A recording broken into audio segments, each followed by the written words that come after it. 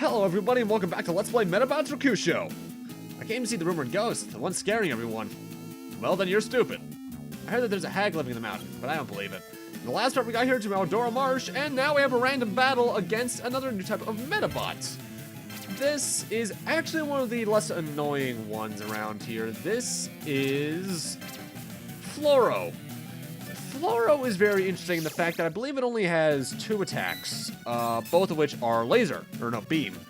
Beam is a very powerful ability that will basically not one-shot apart, but basically do enough damage to do it in more instances than not in the early game. However, if I recall, it's an aim shot, so first off, that means they can waste a use to try and target an already broken part, and it also has limited uses. I believe it only has 2 uses per Medabot, so eventually, they're not going to be able to fire anymore, and the most they'll be able to do is charge up their Metaforce.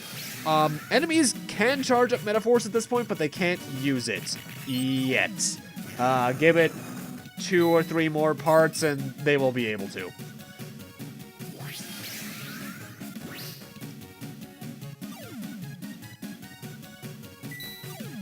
Really though, as long as you keep that in mind and they don't target your lead Medabot, you should be fine at this point because I only think their Metaforce is, when they eventually get one, is like one that can do damage, so you should be mostly fine. The interesting thing about their line though is that their arm parts actually speed up their charge and radiation periods.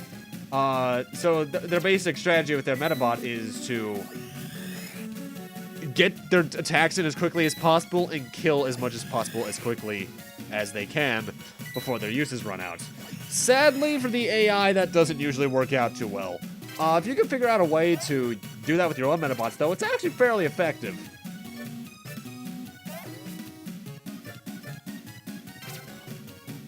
And yeah, now things to talk about for this battle. So thankfully, we're going to be speeding it up in a moment, because if I recall, this fight actually still ends up taking a while. If I recall, speed up song for this part is the Red Wings theme from Final Fantasy IV. And I love this track. But I should mention, we are actually coming up on something pretty important for the game. In this game, there are 2 basically game-long side quests. And it's not even actually, it's not just main game long, it's like including the post-game too. And you're coming up at the deciding point on which one you want to take. There are 2 of them. The Cat Medal quest and the question mark Medal quest, which from now on I'm going to be referring to as the Home Improvement Grunt quest, or and you need to make sure that whenever I mention that we're coming up to a point for that you follow what I'm saying to the word, because if you screw up this part of the quest, or any part of the quest really, you are screwed out of getting either of the medals, and trust me, you don't want to do that, because they're both fairly decent medals if I recall. But I'll get more into detail what we have to do in a moment. And we got one of the arms, which if I recall correctly, like I said earlier, just speeds up the charge and radiation phases. Here's the splitting point for the cat and question mark medal quests. If you want the cat medal, which is in ways related to Erica, just talk to Koji. Do not talk to Karen at all. If you want the medal, which I do, which is more related to Karen, I want to talk to Karen several times before she starts repeating dialogue, then talk to Koji. If you break either the order for those, you're screwed out of both. So I'm going to talk to Karen several times, and then to Koji, then we'll be leaving. This does play into a bit of a romance sub-element with the game, where you kind of can pair Iki with either Erica or Karen in the long run, but I'd like Karen as a character more than Erica. I'm a little embarrassed to say this, but I get pretty dizzy out on sunny days. I get all woozy and I feel like I'll faint, so I have to rest here. Don't worry about me. I'll be okay. I just need to rest a little. Is there something on my face, or... It looked like Erica wanted to say something just before. Iki? Are you just gonna hang out with girls all day, or are you actually gonna help? Get to work! And with that, now that I've looped dialogue, I'm good for the question mark medal quest. Leave Karen alone, she's resting right now. Well, fine. And that was me saving, just because I wanted to make sure I got that done. Hey, Iki, we should go to Odoro Marsh next. Are we done here? Nothing's showing up here, so let's get going. Wow, Erica, you sure are fired up about this. What did you say? Nothing. Let's go. Odoro Marsh is actually, technically speaking, the left half of the marsh. But I should mention, in that battle, Chameleon got to level 10 and got his first Metaforce, hide and seek, which, as I mentioned before, raises your conceal while lowering the enemy. So basically makes you harder to hit and them easier to hit. It's actually really useful in the long run. Thing is about Odoro Marsh left is that there are 2 entrances. This is our training ground. You had best be prepared. Over here, we basically have a chain of events for robattles. Damn it, still doing that. The best advice I can give you at this point, put on an anti-air weapon. Electobat ones are really easy to get at this point, so I recommend using one of them. Yeah, life creates pain. I agree. Because both of his Medabots are, in fact, of the air-type variety. We've already seen Electobat before. That one's just the one that has the anti-air attack, so don't have any air-type like yourself.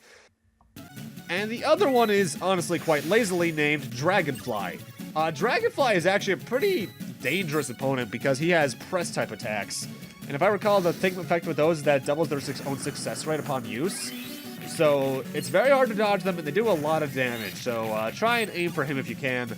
It's almost recommendable equipping multiple anti-air parts because each anti-air part tries to target a different part as far as I recall, but they'll still try to target parts that have that specific metal's aiming ability, or aim preference. So, say if I had several anti-air parts on Rokusho, they would try to target those that had shoot properties, like in this case, it would probably target the Electobat's anti-air parts. This is also the type of battle you're facing in this area about 2 or 3 times in a row, so I'm going to be editing out the future ones. My general mindset is, if it's a required battle, show it off, but if it's a repeated required battle, cut it out. Like what I just mentioned, actually, we're going to be facing multiples of this party in a few moments, so I'm going to be editing out the future ones, since they're basically the exact same strategy. In fact, more often than not, my luck would have it that they almost play out the exact same every single time. At least in terms of my damage to them. Their damage to me changes, usually. Also, at this point, I know for a fact we're using the second battle theme, which is honestly my least favorite of the 3. It's way too high energy and peppy. The first one has just that certain kick-ass factor, and the third one we'll be seeing in about 2 parts, I think. Yeah, that's actually the one I played a lot with as a kid, and I love the third battle theme. In case I, for some reason, forgot to mention that, I am switching to battle theme every couple of parts, just to keep variety up, though I tend to, later on in the game, I tended to forget to do that a little bit. So you'll be hearing some things more often than others. I think I stick with the third and first one accidentally a bit more often than the second one, thankfully. Either way, the Dragonbait and Octobat team, nothing too bad. I got the Fly leg from the Dragonfly, which is actually a pretty good leg. It's an air-type part, too, so... if you have areas that are good for air, it's pretty decent. We won't be seeing any of those for a bit, but it's there. If you fall, you must rise again. If you fail, you must train more. Okay, then. Okay, random battle against another new type of Medabot, which is actually a very important one for this. That is Poison Copy, if I recall the name correctly. And as you can see, it's a Scorpion-type Medabot, and this one inflicts a very particular status ailment known as, I think it's Flow? Yeah, Flow.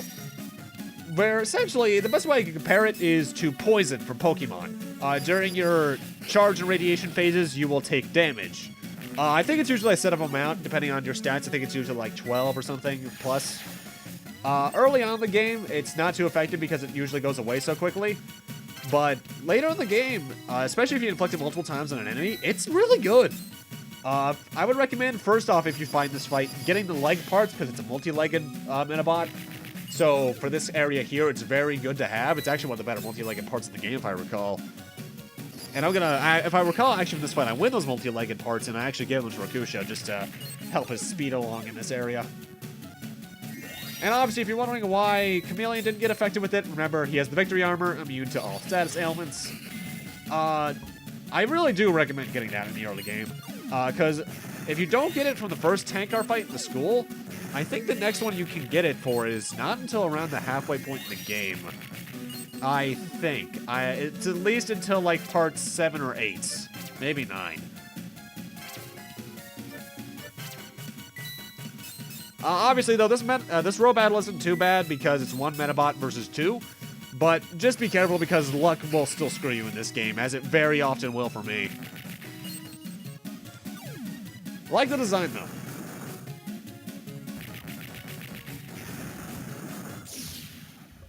And with that, let's get our leg parts, which I believe in a jump cut I even equip onto Rokusho. And then we shall be able to continue on. Yeah, that's a jump cut where I did that. Somewhere deep in these mountains, they say there was a ninja village. That'll come into play way later. Somewhere deep in the... Oh, I already said that. Oh, why did I talk to him twice? That's weird. Good luck and bad comes when least expected. Oh, that's right, because for some reason he'll only battle when you're below him. Happiness and misfortune are hand in hand. If life was just too good or too bad, it wouldn't be as interesting. What we got over here? Okay, another ninja. Sasuke, the 3 ninja brothers arrives like wind. Oops, this place was found by someone else. Taken place secrets. Ninja vanish. And once again, we get another version exclusive medal. Here in Rokusho, we get the squid medal. The squid medal is very compatible with bind type parts. It starts with a high stat and strike, medium and berserk and support and low defense, and nothing and anything else. It's actually a pretty decent grapple medal early on, and if it has a meta forces by this point, the first one will inflict blind status, which slows down charge and radiation phases, and its eventual second meta force will prevent it. And I'll go over the equivalent medal at Medabot in a moment, because we have a new robattle. Medabot, rather. I forget the name of this one, though. Either way, it's very annoying because this thing's special... Oh, Splasher, I guess. This thing's specialty is healing. It's the first real support Medabot we've seen. It will heal damaged metaparts, and I believe it even has one of its arms, I think, can restore destroyed ones, which is actually pretty annoying. I might be thinking of a later later cousin of it in the lineup, though. Very annoying. In fact, this fight's the other one we speed up this part, just because she really speeds up the slows down the battle, because any damage you're doing to her or the Shirley Bear just gets negated very quickly. I do recommend, though, trying to get its legs, and I believe it's the right arm, because they're pretty decent. The legs are just pretty decent C parts, and the arms are just decent overall. I will say, the C parts have one definite advantage over every other leg part in the game, and that's, if I recall, they have the highest evasion naturally, which doesn't sound like much in most of the battlefields in the game, but there is one battlefield we'll see later on where it doesn't matter what kind of leg parts you have in terms of, like, speed advantages. Either way, going over the Medabot exclusive medal you would have gotten from Sasuke back there, you would have gotten the Bear medal, which is compatible with gravity parts. Starts with a high shot, shoot, aim shot, and a low berserk, and a defend, and nothing and anything else. Early on, it's actually a really decent ranged medal, with some berserk for backup, and its defense is pretty decent too. Once you get some defend parts later on, that is. I forget what its Metaforce does, though. I'd assume it's just some sort of damage thing. In case you can't tell, I am much more familiar with Rokusho than I am Medabot. Mostly just due to the fact that this is the version I played more as a kid, and the fact that, as I mentioned before, I find Rokusho to be a better Medabot to start with. And the exclusives, I think, are just slightly better over here. And there he goes. Yeah, I actually really don't like this this row battle just because it goes on for a bit too long. But thankfully for beating her, I did not get a part I thought I did. Oh well. They say she searches for little kids so she can eat them. She's talking about the hag that's apparently in these mountains. Can my Medabot beat her? Maybe. Either way, let's check out what's going on down here. Odoro Marsh water taxi, $1 a ride. Boo! Did I surprise you? Rubbo. You're not gonna surprise me the same way twice. How boring. Well, anyway, I can't give you a ride now. Someone has reserved my services in advance. Go kill some time and come back. Okay, then now that we've talked to him, let's check out the Select Corps down here. This is the Select Corps Adora branch. In other words, this is our camping place. Well then, at least you're honest. It's too dangerous to go beyond this point. This area's close up to extreme danger. But I wanna... Oh well. Hiking always is some kind of danger. We're protecting everybody's safeties from here. Okay, let's check out what's in here. Oh, the captain. I'm not snoring. You don't want to know what'll happen if you wake the captain up. Please be quiet. Okay, but let's talk to this guy over here. The Select Corps train this way every day. 1 and 2 and 3 and 4. You want to join us? Sure. This is a required battle, by the way, against the Select Corps and the only set of Medabots any one of the Select Corps has in the game, the Select 3. These guys are interesting in the fact that it's one of the few parties off the top of my head where everyone is a different leg type. I have some anti-air parts because, honestly, one of the more annoying Medabots here is the one in the middle there. I forget its name. I think it's like Air Terra.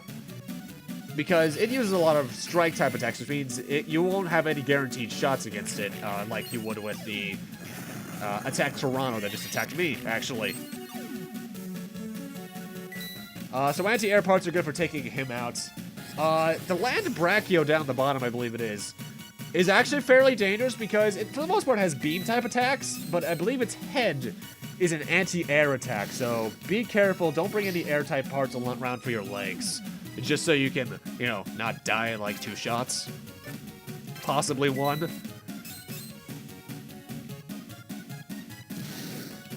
Really though, this fight, you know, get used to seeing it though, because eventually this fight's so common I just start editing them all out in general. The first few times I will show it off though. Best strategy for this though, just go all out. Attack Toronto is generally the fastest on on any environment you'll see, so this fight just goes really quickly. Especially because I think all their parts have fairly low defense. At least the attack Toronto does. I forget what the land brachio or air terra is like. And no amount of things to talk about with this fight, so I should go into this one other thing. No doubt by this point you've noticed the timer on the bottom of the battle screen. That is the battle timer. There are 3 lengths. I selected normal at the start of the game. I believe the 3 lengths are long is 60, normal is 30. I think short is either 10 or 15. Correct me on those numbers if you can, please, viewers. And what happens is, if the time runs out, a winner is declared automatically. And the way that victor is declared is determined by the number of Medabots still active and then meta parts. Like in this case, just because the select core has 3 active, they would win. However, if there were only 2 active on both sides, it then comes down to the number of meta parts still active. Like say, in this case, say let's ignore the fact that land brachio exists right there. It's just air terra and attack Toronto. Because the attack Toronto has 3 parts and the air terra has 1, that's a total of 4 parts, I would win because I think at this part I have like 7 parts active.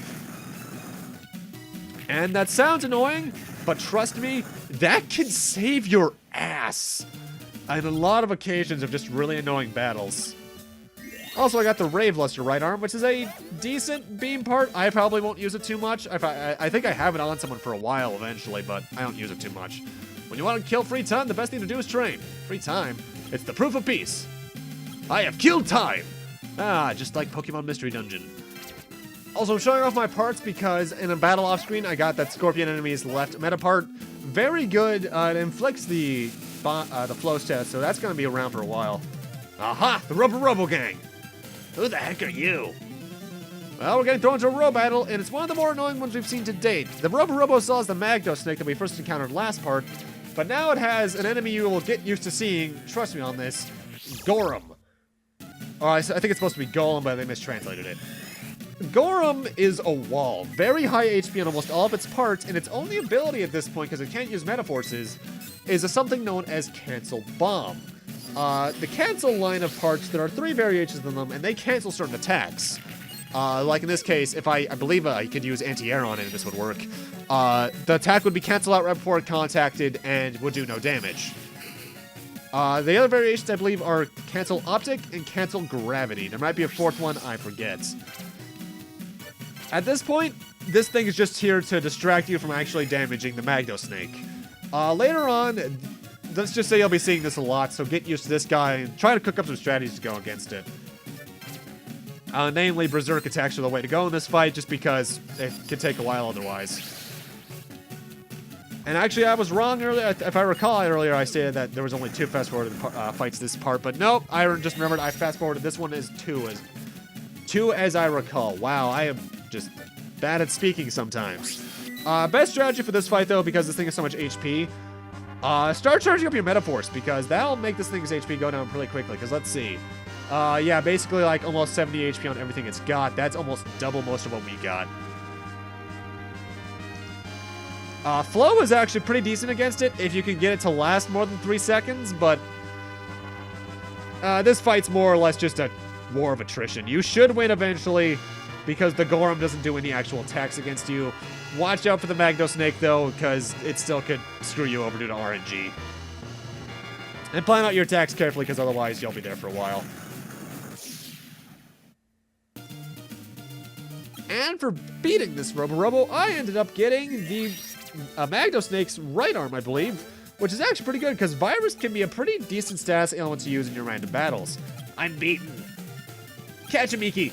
Gotcha. Rubbo. Don't move. Ah! Iki! I didn't do it. I'm going over here. Bye. Oh no, I gotta get help. Help. I'm drowning. Please. Help. You're in the middle of training, eh? Do your best. Screw you. Hey, you there. Want to ride for $1? Rubbo. I'm gonna save all my money to buy into new Medabots, but if I touch new Medabots, I won't be able to transform. That's kinda harsh. Rubbo. What? You're going to go with the flow? Okay, I'll stay out of it. Rubbo. I hate everything. Ah! And then Iki drowned and died. The end. Or not. Where am I? And why am I in a kimono? Why am I dressed like this? This is a girl's kimono. Oh, you're awake, are you? You really surprised me there. Suddenly a child fell from the waterfall. You're the one who saved me, ma'am? My little one saved you, dearie. I changed your outfit for you. Oh, and dearie, call me Canny, would you? Canny? Yep, and you are? I'm Iki. What a cute name you have. Scary. Well, where's the one who saved me? He's the one. An airtight Medabot. It's a gift from my granddaughter. I see. Thank you for saving me. I only thought you might be delirious. What? He likes to say crazy things. Pay him no mind. I'm fine now. See, y'all better gotta run. Where are you going, dearie? And with that, I'm going to stop doing this voice and end things off here. Thank you guys for watching. And in part 6, we will see where the hell we ended up after apparently falling down a waterfall. See you guys then.